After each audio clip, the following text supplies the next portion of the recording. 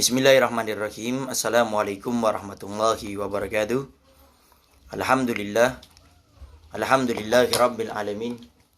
Wassalatu wassalamu ala asyrafil anbiya'i wa mursalin. Sayyidina wa habibina wa syafi'ina wa qurrati a'yunina wa nuri qulubina Muhammad habibi rabbil alamin wa ala alihi wa sahbihi ajma'in.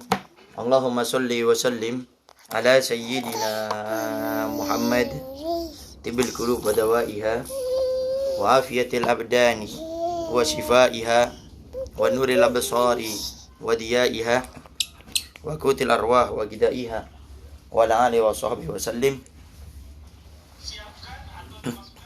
Allahumma ja'al sarirati khairan min alaniyati wa jalalaniyati salihah. Amma ba'du. Al-mukarram al-muhtaram, yang sama-sama kita muliakan dan kita hormati selalu, para alim, para ulama, para asatidah, penyambung lisan sekaligus penerus perjuangan Nabi kita Muhammad sallallahu alaihi wasallam, yang kita doakan selalu mudah-mudahan para ustadz, para kiai, para ulama, para habaib kita diberikan panjang umur oleh Allah dalam keadaan sehat wal afiyah. Allah subhanahu wa ta'ala berikan kemudahan kepada beliau, baik itu urusan dunia maupun urusan akhiratnya. Allah subhanahu wa ta'ala jauhkan beliau-beliau semuanya daripada fitnah yang terjadi di akhir zaman ini, insyaallah. Amin. Amin ya rabbal alamin. Dan juga tidak mengurangi rasa hormat kami kepada segenap sahabat-sahabat yang ada di Instagram, yang mudah-mudahan kita semuanya selalu diberikan kemuliaan oleh Allah subhanahu wa ta'ala. Alhamdulillah, pada sore kali ini Allah subhanahu wa ta'ala masih memberikan kepada kita kemudahan, sehingga pada saat ini kita bisa sama-sama belajar ilmu agama, menggunakan waktu kita untuk beribadah kepada Allah subhanahu wa ta'ala. Bahkan ibadah yang saat ini kita lakukan adalah termasuk ibadah yang paling afdol. Kenapa dikatakan ibadah kita yang saat ini belajar ilmu agama adalah ibadah yang paling afdol?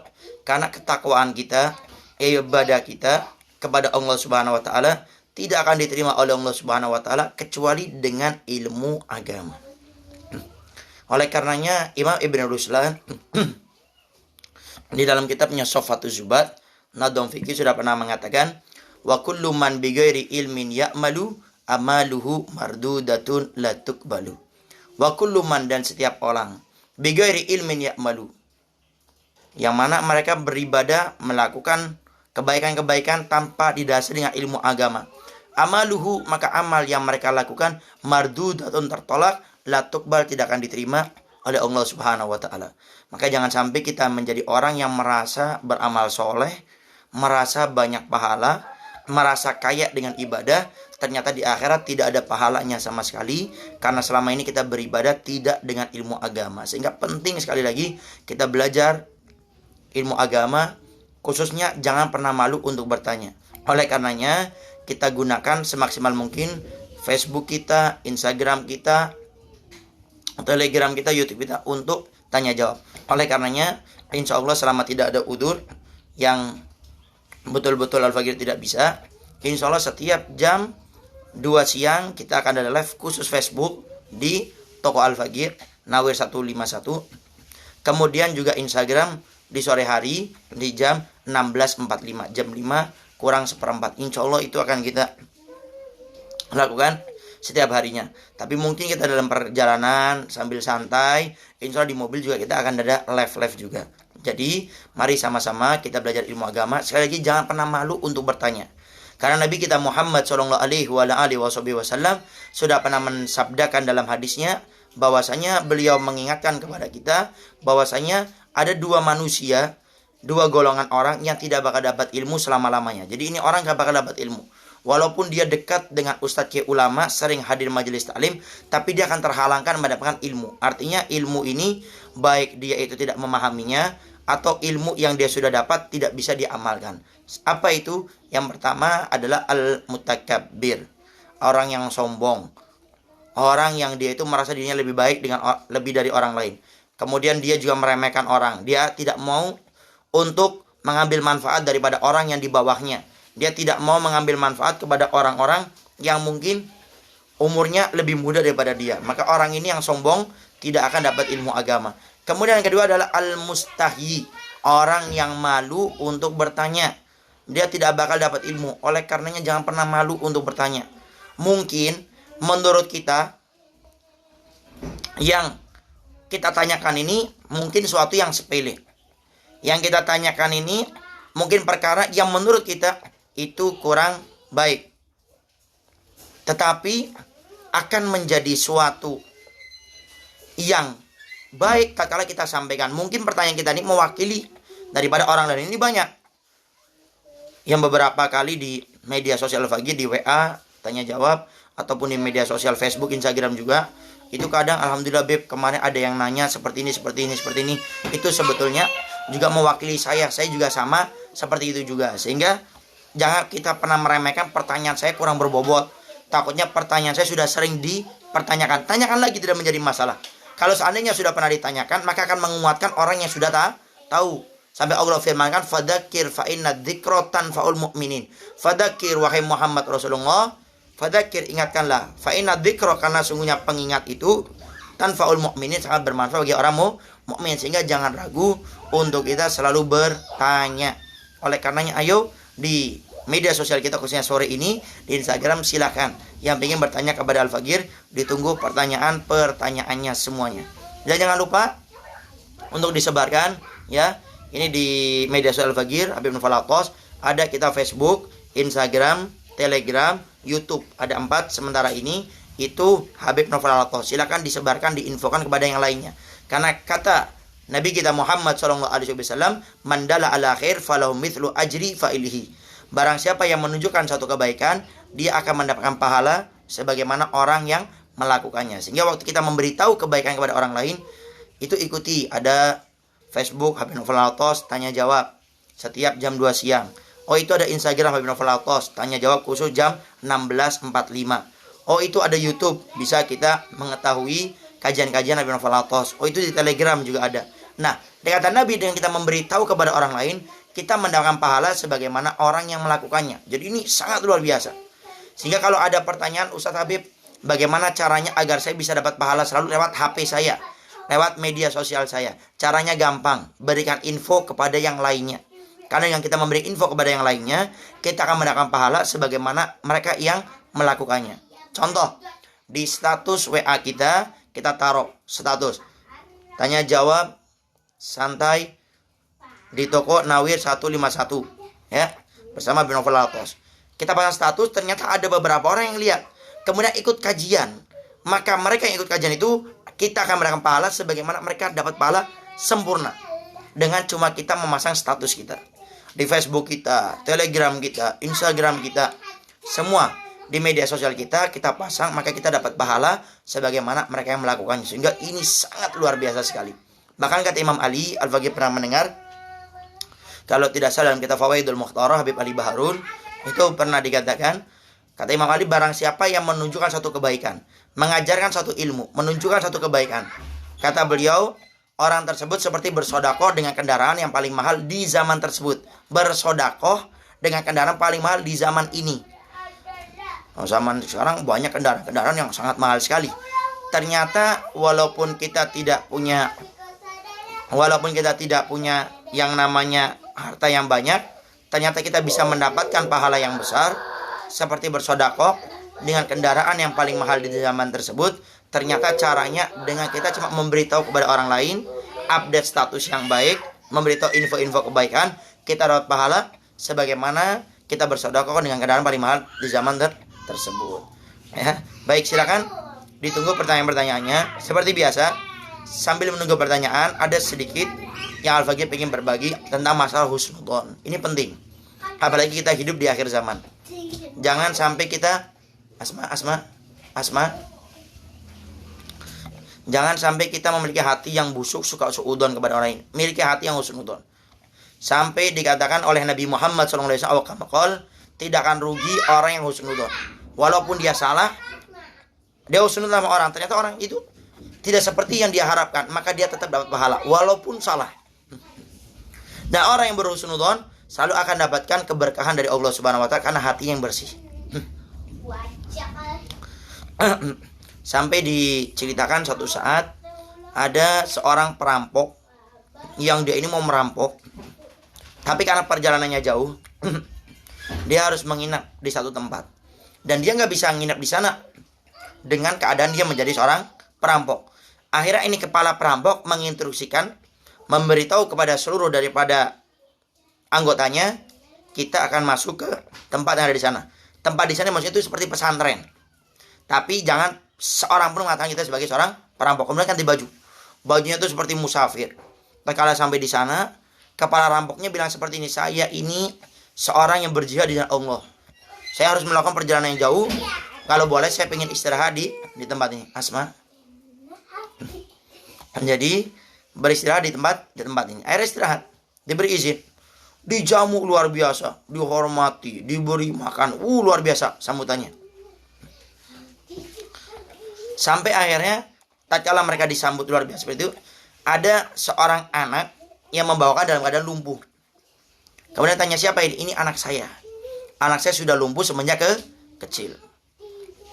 Akhirnya karena dia ini masuk di waktu Isya, dia harus sholat. Akhirnya dia pura-pura seumur hidup gak pernah sholat. Karena takut orang curiga, akhirnya dia sholat. Berwudu. Selesai berwudu, dia akhirnya sholat.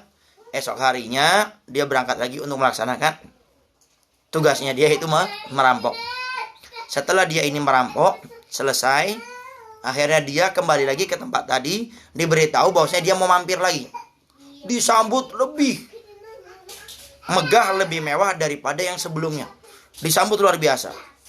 Setelah sampai disambut, diberi makan lebih mewah daripada yang sebelumnya. Kemudian akhirnya ditanya, ini kok sambutannya luar biasa, tidak seperti yang pertama. Akhirnya diceritakan oleh pemilik rumah tersebut, iya, saya sangat berterima kasih kepada dirimu. Kenapa? Saya ini punya anak yang lumpuh. Kemudian kau lihat, anak saya sekarang sudah tidak lumpuh, bisa berjalan. Kemudian setelah itu, kenapa kau biasa seperti itu? Iya, waktu engkau berwudu, itu aku ambil bekas wudukmu. Aku perintahkan kepada murid-muridku untuk mengambil bekas wudukmu. Kemudian setelah itu, sebagian aku minumkan kepada anakku yang lumpuh, sebagian lagi aku usapkan di kakinya yang lumpuh. Kemudian di esok harinya, subhanallah, anak saya langsung bisa berjalan dengan berkah daripada dirimu. Akhirnya menangis itu perampok, tersedih, sampai semuanya bertobat kepada Allah Subhanahu wa ta'ala. Karena berkah apa? Husnudon. Maka hendaknya kita selalu berhusnudon. Lalu bagaimana kalau ada orang sudah teridentik, dikenal dengan orang yang tidak baik? Lalu bagaimana kita ini husnudon atau suudon? Tentu kita husnudon, tapi jaga-jaga boleh. Ya, beda suudon dengan hati-hati. Kalau hati-hati ini orangnya sudah ada kecenderungan, sudah ada tanda-tandanya, sudah ada pemberitahuannya, sehingga ini hati-hati. Kalau suudon tidak ada sesuatu yang kabar kepada kita tidak tahu, kemudian akhirnya kita langsung suudon. Nah, itu yang tidak boleh. Tapi kalau sudah ada tanda-tanda, sudah ada pemberitahuan, maka kita berhati-hati. Bedanya suudon dengan hati-hati seperti itu. Nah, kemudian bagaimana agar kita bisa selalu husnudon kepada orang lain? Jangan pernah merasa diri kita lebih baik daripada orang lain. Kita suudon kepada orang karena terkadang kita merasa diri kita lebih baik daripada orang lain, sehingga ada yang mencurigakan, langsung kita suudon. Coba kalau kita merasa diri kita adalah orang yang biasa saja, kita tidak akan suudon kepada orang lain. Kemudian fokus kepada kekurangan kita, ya. Jangan pernah merasa diri lebih baik dari orang lain, fokus kepada kejelekan kita. Kemudian yang ketiga, biasakan tabayun, nanya. Ya, suudon itu karena kita tidak nanya. Kalau kita sudah bertanya, maka akan hilang yang namanya suudon, sehingga akan jelas semua perkaranya. Itu beberapa yang kita bahaskan tentang masalah husnudon. Sehingga tolong jangan pernah suudon. Suudon itu adalah bentuk daripada kekotoran kita punya hati, ya. Jadi husnudonlah selalu kepada Allah Subhanahu wa taala dan juga kepada hamba-hambanya. Karena kata Nabi Muhammad sallallahu alaihi wasallam, tidak ada perkara yang lebih baik melainkan dua perkara ini, dan tidak ada perkara yang lebih jelek melainkan dua perkara ini. Kata Nabi, perkara yang paling baik adalah kita berhusnudon kepada Allah dan berhusnudon kepada hamba Allah. Dan dua perkara yang jelek adalah kita suudon kepada Allah dan kita suudon kepada hamba Allah Subhanahu wa taala. Sampai Imam Ghazali mengatakan, kita tidak boleh suudon kepada orang lain kecuali kita sudah berhusnudon sampai 80 kali. Artinya ini kita sangat diperintahkan untuk tidak suudon. Husnudon Selalu. Karena orang yang selalu berhusnudzon itu orang paling tenang dalam hidupnya. Tapi orang yang selalu suudzon itu orang tidak pala tenang dalam hidupnya. Baik. Nah, kita langsung masuk kepada yang bertanya.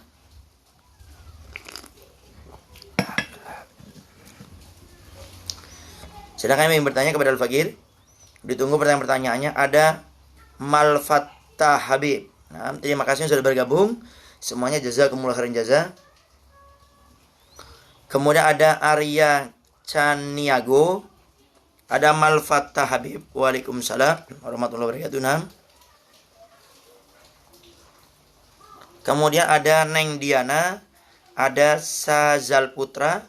Ada Gilang Jepriyatna, ada Yudisham, ada Gilang Pratama, ada Asizar, ada Urtamil, ada Abdillah Halim, ada Aku Baihaki, ada Gilang Pratama. Habib mau tanya, kalau kita terkena musibah, bagaimana yang harus kita lakukan untuk menyikapi musibah tersebut? Dan apa yang harus kita lakukan saat terkena musibah? Afwan Habib. Nah, pertama yang perlu kita ingat, agar kita bisa menerima musibah ini dengan gampang, ingat, marahnya kita atau diamnya kita tidak akan merubah daripada musibah tersebut. Sehingga kita harus berpikir cerdas. Marahnya kita, diamnya kita tidak akan mengubah takdir tersebut. Sehingga caranya kita harus meyakini semua yang terjadi di kehidupan kita sudah ditentukan oleh Allah Subhanahu wa taala. Sehingga mau kita marah, terima atau tidak terima tidak akan mengubah takdir. Sehingga daripada kita marah, tidak mendapatkan pahala, bahkan menimbulkan masalah yang baru, maka caranya kita bersabar. Ya. Pokoknya kalau kena musibah bersabar. Dan cara yang paling mudah pertama kali kita tertimpa musibah untuk bersabar adalah jangan kita berbicara. Ya. Karena kalau kita berbicara biasanya lebih untuk menekan kepada emosi. Sehingga kalau kita terima musibah, ucapkan innalillahi wa inna ilaihi rajiun, kemudian berdiam, kemudian kita merenung. Hikmah apa di balik kejadian ini? Karena biasanya kalau kita berbicara kita nggak bisa ngontrol diri. Akhirnya kita kadang-kadang menyalahkan orang, menghina orang. Naudzubillah min dzalik, kadang-kadang kita sampai suudzon kepada Allah Subhanahu wa taala. Sehingga kalau terima musibah, bersabar, ya, menerima dan diam. Perbanyak istighfar. Perbanyak berzikir kepada Allah Subhanahu wa taala. Jadi bersabar, kemudian jangan banyak berbicara, ucapkan innalillahi wa inna ilaihi rajiun, karena kita disunahkan kalau tertimpa musibah mengucap innalillahi wa inna ilaihi rajiun, tidak mesti harus ada orang meninggal dunia. Karena dalam Al-Qur'an Allah sudah firmankan, fa idza asabatum musibah qalu innalillahi wa inna ilaihi rajiun. Kalau kita tertimpa musibah disunahkan mengucapkan innalillahi wa inna ilaihi rajiun. Apa artinya innalillah? Kita semua adalah milik Allah, wa inna ilaihi rajiun, dan kita semuanya akan kembali kepada Allah. Sehingga kita disunahkan mengucap kalimat tersebut. Sehingga bersabar, diam, tidak usah banyak berbicara. Kemudian setelah mengucap innalillahi wa inna ilaihi rajiun, kita diam, merenung, berbanyak baca dzikir, beristighfar, sehingga kita sudah bisa menguasai hati kita. Kemudian kita meyakini semua kejadian ini sudah ditentukan oleh Allah Subhanahu wa taala. Kita harus menerima, kemudian bersabar agar mendapat pahala. Kemudian cara agar kita bersabar yang kedua, dengan kita meyakini semua ini takdir dari Allah Subhanahu wa taala. Yang kedua, kita mengingat bahwasanya tatkala kita bersabar, Allah akan memberikan pahala yang sangat luar biasa. Di balik musibah yang Allah berikan kepada kita, ujian, penyakit atau apapun itu. Sehingga Allah Subhanahu wa taala berfirman dalam Al-Qur'an, "Innama yuwaffas sabiruna ajrahum bighairi hisab." Allah Subhanahu wa taala yuwaffa, akan memberikan as-sabirun kepada mereka orang-orang yang bersabar bighairi hisab, yaitu tanpa adanya yang tahu pahalanya kecuali Allah Subhanahu wa taala. Sehingga cara bersabar, pertama kita ingat semua ketentuan dari Allah. Kalau kita marah, hakikatnya marah kepada Allah. Yang kedua, ingat di balik ini banyak pahala yang besar yang Allah sudah siapkan kepada kita. Kemudian yang ketiga, mengambil hikmah. Pasti di kejadian ini ada hikmah yang harus kita petik. Karena dikatakan kadang Allah mengingatkan kita agar kita ingat kepada Allah dengan diberikan musibah ujian. Dengan kita diberi musibah ujian, baru ingat kepada Allah. Ya, sehingga di antara hikmah daripada ujian yang Allah berikan kepada kita itu apa? Yaitu agar kita ingat kepada Allah. Paling tidak seperti itu. Kemudian agar kita mawas diri, agar kita lebih dewasa. Mungkin dengan ujian ini kita makin bisa menjadi orang yang bijak mengambil sikap di dalam kehidupan kita. Karena kadang orang itu kalau sudah diberi ujian, dia makin mawas diri, makin baik. Sehingga harus ingat di balik ujian itu Allah pingin agar kita ingat kepada Allah, selalu kembali kepada Allah Subhanahu wa taala, sehingga mungkin caranya selama ini kita lupa diberi ujian oleh Allah Subhanahu wa taala. Yang keempat, caranya adalah dengan kita untuk bersabar melihat orang yang di atas kita banyak yang ujiannya, cobaannya lebih besar daripada kita. Kita punya toko kebakaran, naudzubillah min dzalik. Kita punya rumah mungkin sampai tenggelam, banjir, longsor, macam-macamnya.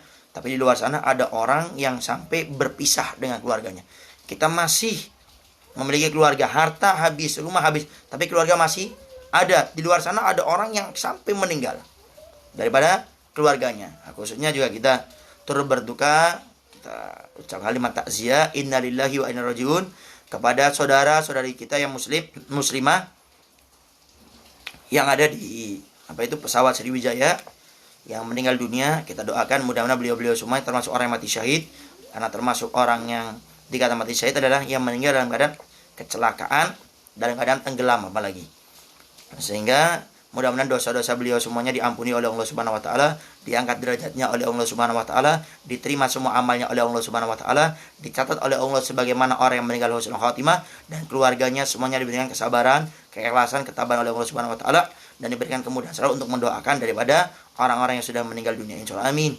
Amin ya rabbal alamin. Wallahu a'lam bishawab. Ada aku Haki, Beb saya kabur dari pondok, mau istirahat 4 hari Beb, Masya Allah. Bukan kabur ya, izin ya. Karena di antara orang yang tidak akan mendapat keberkahan dari ustadz ke ulamanya adalah orang yang belajar kemudian dia berhenti tanpa izin. Itu dia akan dapat keberkahan. Walaupun dia di pondoknya suka juara, bintang kelas, luar biasa, tidak. Karena pelanggaran yang kita lakukan, apalagi tidak berakhlak kepada guru-guru kita, apalagi kepada masyayikh kita, pemilik pondok pesantren, itu akan menyebabkan keberkahan akan dicabut oleh Allah Subhanahu wa taala. Sehingga tidak akan menjadikan manfaat ilmu yang dipelajari walaupun dia bintang pelajar. Bahkan Al-Faqir ingat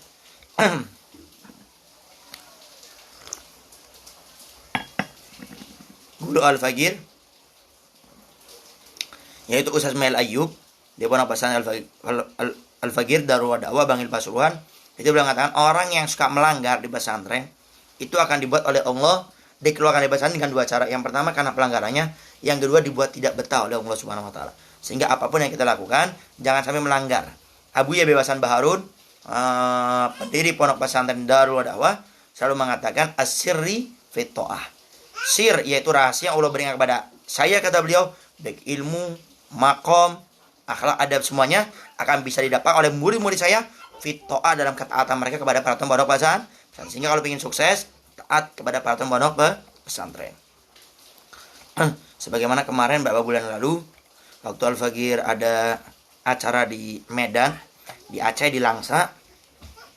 Itu di sana kita beritahukan kalau seorang santriwati pengen menjadi seorang ulama, itu 3 dipegang. Yang pertama, taat peraturan.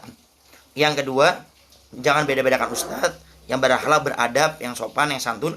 Yang ketiga, berkhidmah. 3 ini dimiliki, insya Allah kita akan menjadi seorang ustadz kayak ulama. Walaupun kita bukan orang yang cerdas sebagaimana teman-teman kita yang lainnya, kita bukan orang yang paham sekali dalam pelajaran, tapi karena taat dengan peraturan pondok pesantren, kita berakhlak, tidak membeda-bedakan ustadz kayak ulama yang lainnya di pondok pesantren khususnya. Yang ketiga, kita punya jiwa khidmah. Insya Allah kita akan dijadikan oleh Allah sebagai ulama penerus daripada perjuangannya Nabi kita Muhammad Sallallahu Alaihi Wasallam. Wallahu a'lam bishawab. Ada M Alfid, ada Malfatah Habib. Beb, kalau kita punya masalah dengan keluarga, gimana Beb cara menyelesaikannya Beb? Yang pertama, jangan pernah suudon, apalagi sama keluarga kita. Jangan suudon. Kalau kita punya masalah, sampaikan. Al-Faqir ingat dalam kitab Adab Sulikul Murid, bisa dilihat di terakhir pembahasan, di khatimatun akhir pembahasan, beliau mengatakan kalau kita punya sangkaan, dugaan kepada orang lain, kemudian kita tidak utarakan, kita tidak tabayun minta kejelasannya, itu akan berbentuk menjadi 3. Ini ingat, akan berbentuk menjadi 3. Yang pertama, suudon. Kita punya dugaan kepada orang ini kok gini, jangan disimpan, tanyakan langsung. Yang penting dengan bahasa yang baik, waktu yang tepat sampaikan. Ya. Kalau tidak disampaikan, 1 jadi suudon. Yang kedua, dendam. Ini orang kenapa? Dendam, benci banget. Yang ketiga, putus tali silaturahmi, sehingga tolong kalau kita punya dugaan sangat kepada orang lain, sampaikan walaupun kepada ustadz ke ulama kita. Sampaikan, tanyakan dengan baik. Kalau nggak bisa, tulis surat, sampaikan kepada beliau. Ya. Jadi dengan keluarga jangan suudzon.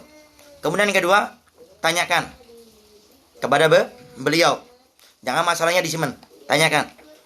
Kalau tatkala menanyakan takut ntar ada miskomunikasi, marah, cari orang ketiga yang punya ilmu agama bisa nutup aibnya untuk mengingatkannya. Karena mungkin tatkala kita menggunakan mediasi orang ketiga yang beliau segani, itu jauh lebih mudah untuk menyelesaikan masalah kita. Yang penting jangan disimpan di hati, sampaikan tabayun. Kalau nggak bisa cari orang ketiga, ya.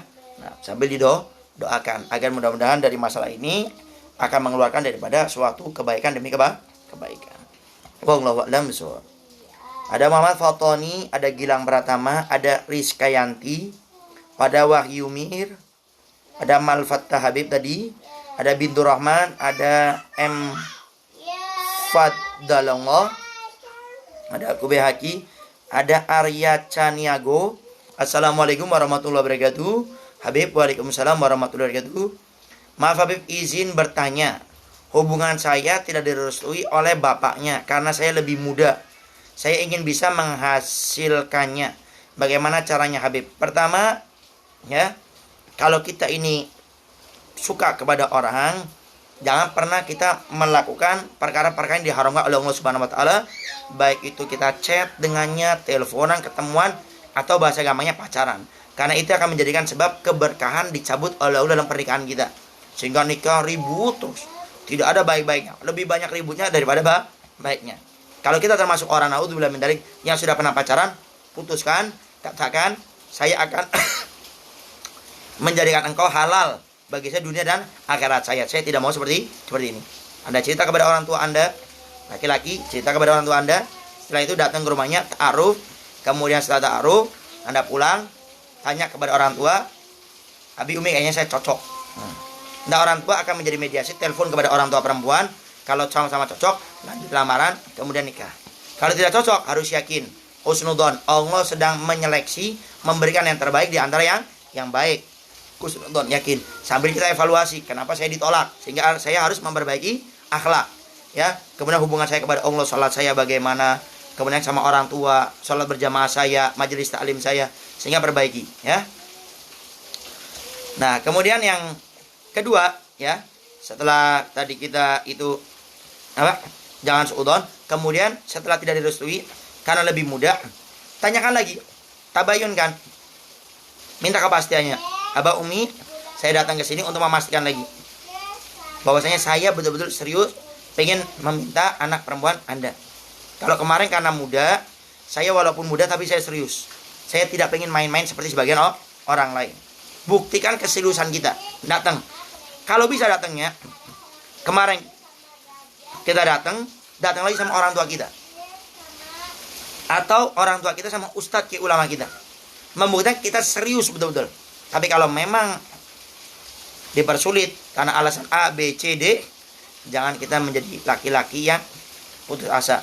Kita harus yakin Allah sedang menyiapkan yang terbaik di antara yang baik. Sambil kita mengevaluasi diri. Yakin at-thayyibun lit-thayyibat wal khabithun lil khabisat. Yang baik Allah akan pasangkan dengan baik. Yang jelek Allah akan pasangkan dengan yang jelek. Selama kita evaluasi diri, kita mawas diri, insya Allah akan memberikan kita yang terbaik di antara yang baik. Sambil kita evaluasi diri kita masing-masing. Wallahu a'lam.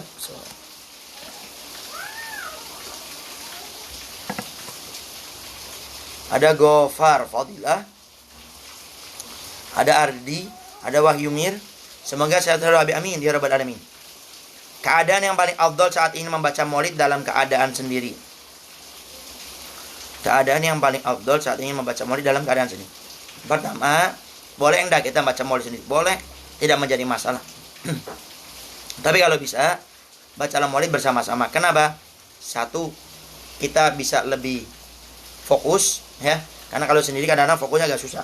Di awal-awal bisa fokus, kesana ngantuk, males. Sehingga kalau bisa bareng-bareng, kemudian keberkahan lebih banyak dalam membaca maulid bersama-sama.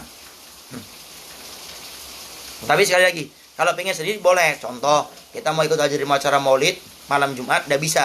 Atau malam-malam yang lainnya. Di rumah baca sendiri tidak menjadi masalah. Yang penting sebetulnya itu fokus.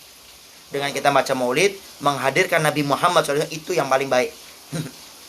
Tapi kalau bisa lagi, dengan berjamaah. Karena keberkahan lebih banyak Allah berikan tatkala kita berjamaah. Tapi sendiri, boleh tidak menjadi masalah. Yang penting, fokus dalam membacanya. Cari tempat, di sekitar rumah kita, kamar atau apa, baca maulid dengan syahdu, dengan fokus dan khusyuk. Wallahu a'lam bishawab. Ada Erko Kanci, ada Adi Pria Ramadhani, ada Muntamat, ada Nasihat Guru, ada Salahuddin Alayubi. Assalamualaikum. Waalaikumsalam warahmatullahi wabarakatuh. Ada Iski, ada Fitriani, ada Gilang Japriyatna. Assalamualaikum. Waalaikumsalam warahmatullahi wabarakatuh. Izin bertanya Bib, silakan. Bagaimana menghadapi iman seorang yang naik turun? Pertama, iman kita manusia itu memang naik turun. Sehingga dalam akidah, dalam ilmu akidah atau tauhid, itu dikatakan iman manusia terbagi menjadi 4. Iman manusia terbagi menjadi 4. Yang pertama, ada iman yang selalu naik. Tidak pernah turun, tidak pernah menetap, naik terus. Itu dikatakan adalah imannya para nabi dan imannya para rasul. Itu naik terus. Yang kedua adalah iman yang netap, tidak pernah naik, tidak pernah turun, yaitu imannya para malaikat Allah. Kenapa? Karena mereka tidak memiliki hawa nafsu. Yang ketiga imannya kita, iman yang kadang naik, kadang turun. Siapa itu? Imannya orang yang beriman kepada Allah. Nah, akan naik imannya kalau mereka beribadah kepada Allah Subhanahu Wa Taala. Akan turun kalau dia bermaksiat kepada Allah atau meninggalkan kewajiban. Yang keempat, iman yang tidak pernah naik selalu turun, yaitu imannya orang yang selalu bermaksiat, tidak pernah melakukan kebaikan. Ini 4 keimanan seseorang. Sekarang bagaimana cara untuk meningkatkan keimanan kita? Dalam kitab Sofatul Zubat itu dikatakan, Ibnu Ruslan mengatakan 2 bait syairnya, fakun minal imani fi mazidi wa fi sofa'il gulbi da tajdidi bikasrati sholati wa ta'ati wa tarkin nafsi min syahwati.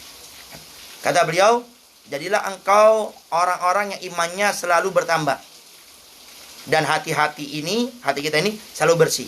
Bagaimana caranya? Bikasrati sholah, memperbanyak sholat. Sholat di sini, sholat fardu sudah pasti. Artinya sholat sunnah diperbanyak. Qobliyah, ba'diyah, kalau bisa lagi sholat duha, kalau bisa lagi kemudian sholat hajat, kalau bisa lagi sholat tasbih, kalau bisa lagi sholat witir, kemudian sholat tahajud, menghidupkan malam dengan sholat-sholat sunnah.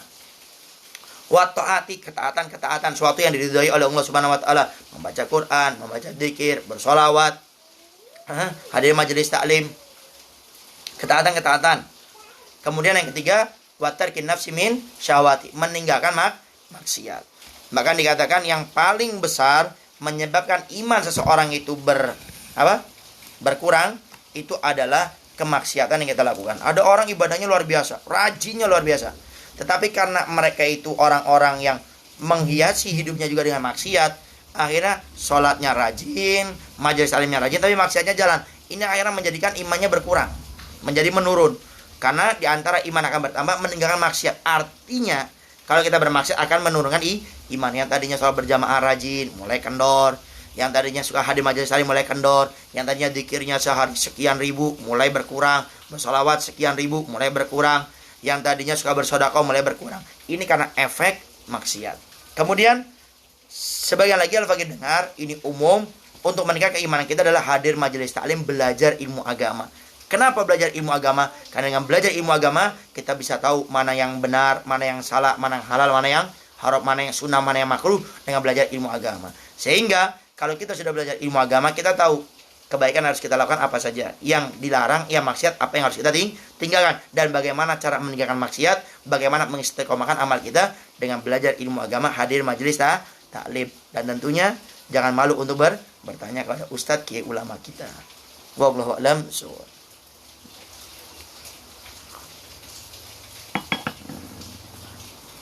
Ada Amar, ada Omeng, ada Gilang Pratama. Assalamualaikum Habib. Waalaikumsalam warahmatullahi wabarakatuh. Ada yang bertanya lewat saya, ketika kita berjualan, beliau berkeinginan ingin laris dan banyak keberkahan dalam berdagangnya. Apa yang harus dilakukan? Afwan Habib. Yang pertama, jangan pernah berdagang dengan bohong. Jujur. Barang kalau ada aibnya, jangan kita katakan tidak ada aibnya. Ya, jangan pernah bohong. Termasuk juga yang paling sering ini dalam berdagang. Jadi kalau ada orang yang nawar, contoh, sapu tangan. Sapu tangan ini harganya berapa? 5.000. Ditawar 3.000. Oh jangan. Ini modalnya apa istilahnya, Pak? Harganya sudah pas dari sananya tuh harganya sekian. Padahal bohong, padahal tidak. Maka ini yang menjadikan keberkahan dicabut oleh Allah. Jadi tinggal katakan saja, sudah 3.000 ya? Jangan sudah, dah tengah-tengah 4.000 aja. Jadi pokoknya jangan sampai berbohong.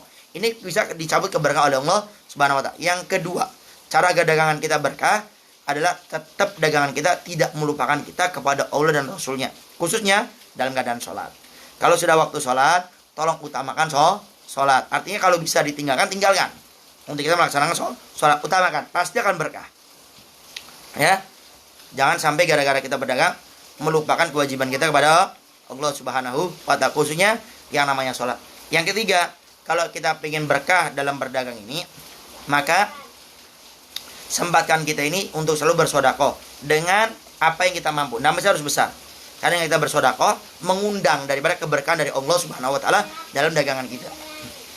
Khususnya bersedekah tidak mesti dengan uang. Contoh, kita melihat ada orang datang ke toko kita, ya kan? Beli barang. Kita lihat orangnya nih kayaknya memang miskin, kurang punya uang. Cuma dia sudah pengen beli, cuma uangnya itu cuma ada sekedarnya. Kita berikan. Sudah enggak apa-apa, udah buat kamu segini aja harganya. Itu juga sedekah, ya. Ya, bersedekah.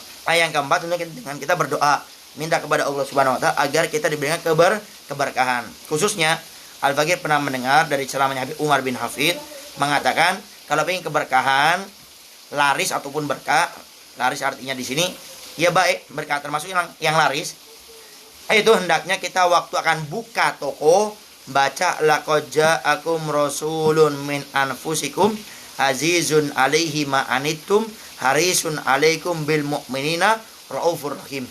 Baca itu sebanyak 7 kali. Tatkala akan buka toko, waktu tutup toko baca itu juga 7 kali. Insya Allah akan diberikan keberkahan dan diberikan kemudahan daripada dagangannya. Wallahu a'lam bishawab. Kemudian ada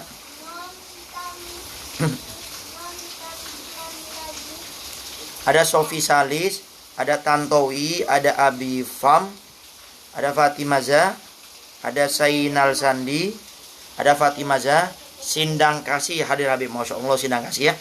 Rutin antar Sabtu malam Ahad ini ya, insya Allah ya. Sindang Kasih. Beber. Ada Muhammad Rizki, ada Anwar Khair, ada Unan Sunar, ada Arya Caniago. Syukran jazakumullah khair Habib. Sama-sama asyukurillah. Ada Milaim, ada Dudung DC, ada Nova Puswitsar, ada Widi, ada Dava, ada Sumiati, ada Tetes Sitin, ada Hidayati Suidi, ada Ginatul Afia, ada Adin, Wahyumir, Ardi, Padil, apa ini? Padila Siti, ada Andi, Muhammad Rizki, Wadil, Indas, Tete Sitin, ada Indars. Assalamualaikum ya Habib. Waalaikumsalam warahmatullahi wabarakatuh. Ada Fadilah Siti. Assalamualaikum Ustaz. Waalaikumsalam warahmatullahi wabarakatuh. Mohon doakan anak Ustaz. Mudah-mudahan semua hajat antum, hajat kita semuanya dikabul oleh Allah Subhanahu wa taala berkat daripada majelis online kita pada kali ini insyaallah. Ada Aqua Rozan, ada Tete Sitin. Assalamualaikum Habib. Waalaikumsalam warahmatullahi wabarakatuh. Mohon doa untuk anak dan suami agar segera diamanahkan keturunan yang soleh dan soleh. Amin. Ya Rabbal alamin. Mudah-mudahan tahun ini insyaallah. Kalau ingin mendapatkan keturunan yang soleh dan soleha, ingin punya anak, yang pertama adalah tingkatkan berbakti kepada orang tua kita. Karena dalam hadis Nabi katakan, biru abaakum tabirukum abnaukum. Berbaktilah kalian kepada kedua orang tua kalian, maka niscaya anak kalian akan berbakti kepada kalian. Dari hadis Nabi ini sebagian ulama mengatakan ini cara yang Nabi ajar secara tidak langsung. Kalau pingin punya anak dan anaknya soleh-soleh berbakti sama orang tua, Allah akan kirimkan anak. Artinya diberikan anak, dikirimkan anak yang berbakti kepada kita, sehingga tingkatkan berbakti kita kepada orang tua kita. Itu yang pertama. Kemudian yang kedua, tatkala kita berhubungan, maaf ini majelis mulia, pilih waktu-waktu subur istri kita.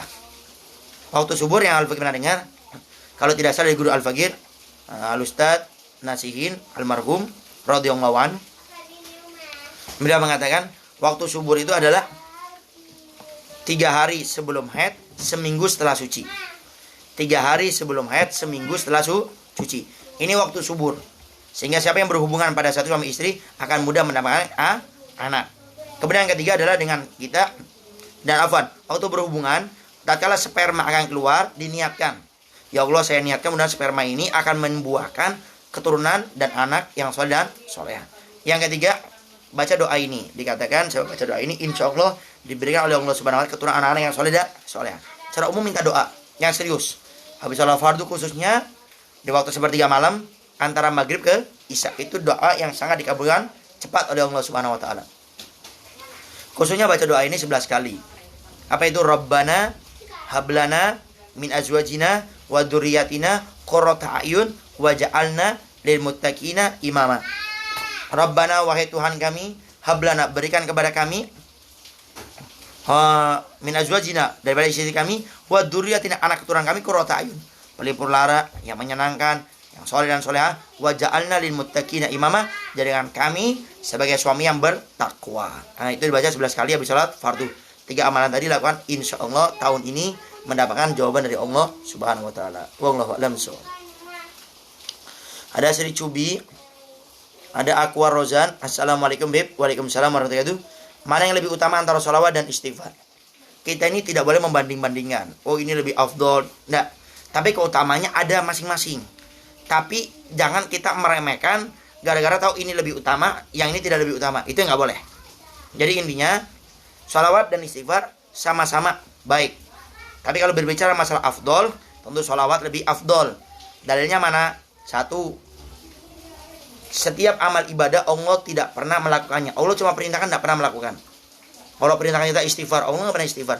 Tapi untuk sholawat kepada Nabi Muhammad SAW, Allah yang pertama kali memerintahkan dan Allah yang pertama kali melakukannya. Dalam firman-Nya, innallaha wa malaikatahu yusholluna 'alan nabi ya ayyuhalladzina amanu shollu 'alaihi wasallimu taslima. Sesungguhnya Allah dan malaikat makanya bersalawat kepada Nabi Muhammad, maka kalian orang-orang yang beriman bersalawat kepada Rasulullah. Allah dulu yang melakukan, kemudian memerintahkan. Yang kedua, salawat di istighfar itu kalau kita tidak ikhlas, riya, tidak akan ada pahalanya. Tapi salawat walaupun riya tetap ada pahalanya. Ini paling tidak bedanya antara salawat dengan istighfar. Yang penting tidak boleh kita merendahkan yang lainnya. Wallahu a'lam bishawab. Ada kajian Islam, ada Nidis, ada Indas. Assalamualaikum Habib. Waalaikumsalam warahmatullahi wabarakatuh. Bisa jelaskan tentang kata-kata Syekh Ibni atau ilah yang hiasilah dirimu dengan maksiat, jangan hiasi dirimu dengan taat. Hiasilah dirimu dengan maksiat, jangan hiasi dirimu dengan Al-Baqi kurang paham.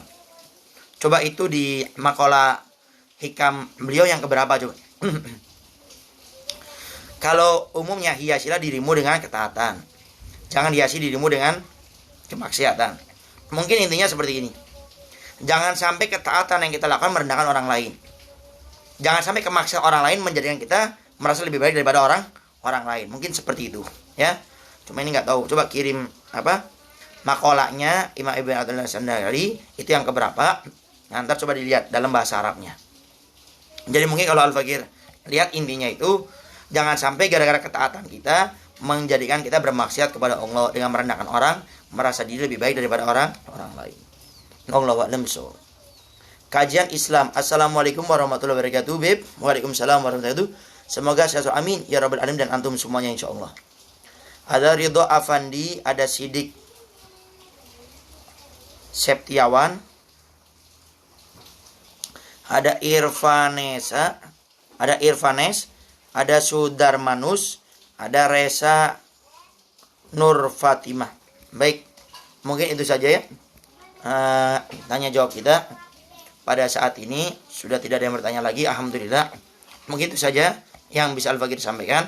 Jangan lupa beritahu info kepada yang lainnya. Kita ada media sosial, Facebook, Instagram, Telegram, YouTube Habib Novel Latos. Dan kita memberitahu kepada orang lain, kita akan mendapatkan pahala sebagaimana mereka yang melakukan atau menghadiri majelis alim tersebut atau kajian tersebut. Kata Imam Ali, seperti bersedekah dengan kendaraan yang paling mahal di zaman tersebut. Berikan info kepada yang lainnya. Insya Allah setiap sore jam 16.45 kita khusus kita akan live Instagram.